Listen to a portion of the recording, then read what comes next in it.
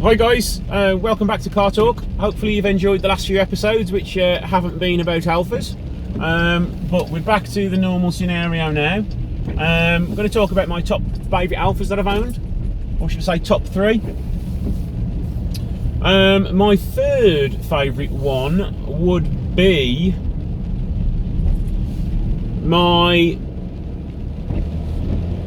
red 147 GTA.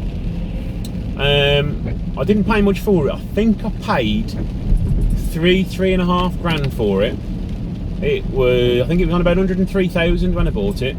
But I did put a little bit of love into it, gave it a full respray, service, belts, the whole lot, and it was a cracking car. I didn't keep it very long, but first sort of tell a lie, it was the second 3.2 I owned, because I had my second favourite car, which was the GT 3.2. I wanted one of those ever since they came out. I thought they were beautiful looking cars, and I ended up buying one. It's still got a couple of months of warranty left on it, so it was pretty new, and I absolutely loved the thing. Drove everywhere in it. Yeah, got crap MPG in it. It was really reliable. That was before I was actually fixing Alfas myself when I owned that. But yeah, I did love that car. I would love to know where it's gone now, because you don't. I've never seen it since the day I sold it. I haven't actually checked the reg yet to see if it's still for sale. But yes, on to my second favourite Alfa, which was my Alfa 145. I had a black 145 Cloverleaf. Customer rang me up and said, yeah, I've got this little 145. It's been sitting on my driveway for 3-4 years, and I just want to get rid of it now. You can come and take it away. So went and picked it up. Felt bad for being able to take it away for free, so I gave the bloke 40 quid, and he was happy. So I paid £40 for this Alfa 145 Cloverleaf. It had done 128,000 miles, and it had been sitting on a driveway for nigh on 4 years. But I really developed a bond for that little thing. Got floor pan welded up, cam belt, new radiator, and a few other bits and bobs. Probably about £400-500 worth of work. And MOT'd it. Ran that thing for 2 years. Absolutely loved it. I think it was because it didn't owe me anything. Was one of the reasons why I loved it so much, because it was just a tatty-around car. It didn't bother me where I parked it, didn't bother me how I drove it, because I wasn't expecting it to last. And that little thing just carried on, and it kept on going, right until the point was when I got it on the ramp, I saw it needed some welding at the front end, and I started to take it apart, and I was like, no, the engine's got to come out of this, because all the chassis rails needed doing.